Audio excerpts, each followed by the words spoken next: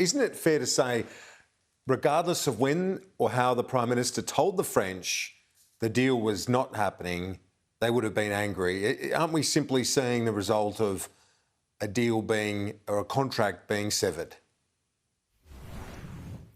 Kieran, what do we already know about Scott Morrison? Well, we know he doesn't hold the hose, mate. And what have we learned today? That he doesn't do diplomacy, he doesn't do honesty, and he just doesn't do his job. He misled President Biden. President Macron has made clear that Mr. Morrison lied to him. Now, quite frankly, President Macron has belled the cat. He has said out loud what many Liberal MPs already know, that Mr. Morrison can't be trusted. You remember when he stood there in the courtyard with his arm around Malcolm Turnbull and said his ambition was for his leader? Well, we know that his ambition was for himself. So, Mr. Morrison now has shown to President Biden that he can't be trusted. President Macron doesn't trust Mr. Morrison. Many Liberal MPs know they can't trust Mr. Morrison. Quite frankly, the Australian people are rapidly realising that Mr. Morrison simply can't be trusted. The Prime Minister said again in Rome that he was upfront with the French President that the conventional subs were not going to meet our strategic interests. Isn't that being as upfront as he possibly could have been without divulging the full details of the next deal with the US and the British? Is the Prime Minister seriously suggesting, is Mr. Morrison seriously suggesting it was appropriate to end a $90 billion submarine deal by text message? I mean, come on. I mean, people around Australia will know that it's bad form to end a romantic relationship by text message. Here, Mr. Morrison broke up a contract, a $90 billion contract, by text message. This is the biggest military acquisition Australia will make. And of course, we need to make it in the national interest. But that doesn't mean that diplomacy and leadership and our alliances with some of our closest friends in the world, France and the United States, can't be valued through that process. What do we know about Mr. Morrison? That when the going gets tough, he gets going. He doesn't do his job. He always looks for someone else to blame. Here he's trying to blame the French President, Emmanuel Macron. It's Mr. Morrison's own failure to lead that has put Australia in this position. Isn't Labor having a bob each way, backing AUKUS and the nuclear submarine arrangement, but having a crack at the Prime Minister along the way through and seizing on this for your own advantage? Well, come on, Kieran. Last week, the Prime Minister, Mr. Morrison, asked the Australian people, who do you trust? Well, now we find out today President Biden can't trust him. He misled him. President Biden called his whole management of this thing clumsy. I would add to it, it's also embarrassing. We also find out today that President Macron doesn't trust Mr. Morrison. We know that Liberal MPs know they can't trust Mr. Morrison. I mean, let's be honest here, Kieran. Mr. Morrison has trouble with the truth. You know, you remember when he said electric cars would kill the weekend? 2 years later, he claimed he never said it. It's on video, for goodness sake. You remember when he said he didn't try to invite Brian Houston to the White House until he was forced to admit that he did?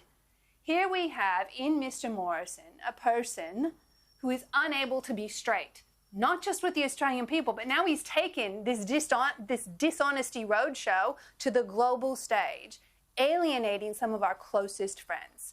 Now, of course, Kieran, of course, we need a submarine deal. We had a submarine deal. Now, if Mr. Morrison is determined it's in Australia's national interest to go into the AUKUS arrangement, he should have handled it like a leader and a grown-up on the world stage. What he did instead was send a late-night text message to Emmanuel Macron as if that was good enough. What do you say to Barnaby Joyce, his response, the acting Prime Minister today, saying, look, we didn't steal an island, we didn't deface the Eiffel Tower, get this into perspective? Are there any adults in this government? I mean, come on. Barnaby Joyce, acting Prime Minister, not exactly helping here. What we need is clear diplomacy. What we need is clear leadership.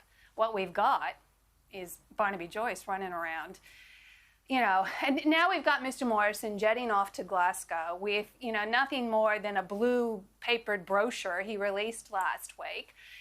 Australia is missing out on so many opportunities here when it comes to climate change and a transition to renewable and green energy, the jobs, the investment that goes with it, because all we've got is a Prime Minister in Mr. Morrison who's interested in himself and his focus group. At the heart of his government sits a focus group.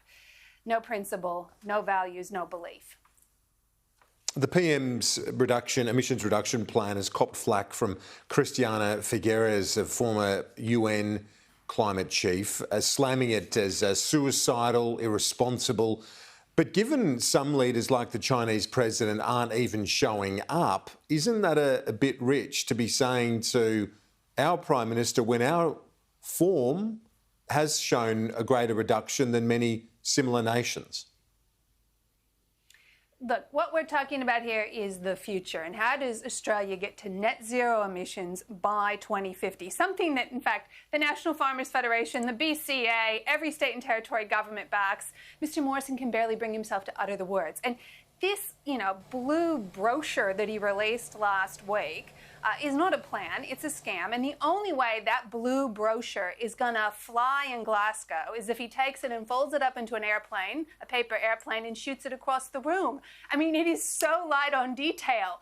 It is without a plan. It's as if the Prime Minister has just said, I'm just trusting that new technology is going to get me there. I don't need to have a plan. Come on. We are talking about not just the future of our economy, the jobs, the investment that will come from it. We're talking about the future of our planet. And, we don't want to see those black summer bushfires become the just regular course here in Australia. We need a Prime Minister that holds a hose, metaphorically speaking, and we need a Prime Minister that's got a plan to get us to net zero emissions by 2050. Okay. Scott Morrison does neither. We have, just finally, international travel now reopened. Thankfully, things getting back to a bit of normality. Hopefully, we've got a brighter summer ahead. But does that complicate things for Labor, for your team, your side of politics, in terms of your electoral prospects? Because if things are getting back to normal, people feeling good about the world, they probably stick with the incumbent, don't they? Well, first of all, let's just hope and pray, Kieran, that the border reopening goes much better than the vaccine rollout did. And, to be blunt, Mr. Morrison, whether it came to the vaccine rollout or fit-for-purpose national quarantine, couldn't find a state premier fast enough to blame, particularly if they were a Labor state premier. He'd rather play those political games. So let's just hope and pray that this border reopening goes better than the vaccine rollout and the quarantine system did. But, I'll make this prediction for you. The first time there's a mistake at the international border, I bet you Mr. Morrison finds a premier to blame rather than taking responsibility. Now, let me just say this.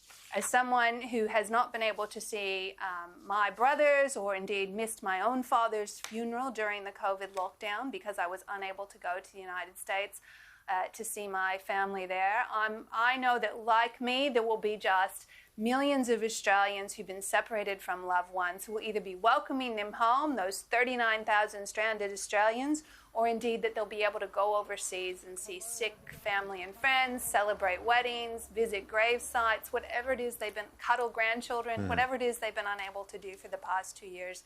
And I really hope those are joyous moments for Australians. Shadow Home Affairs Minister Kristina Keneally, I appreciate your time this Monday. Thank you. Talk to you soon. Thank you.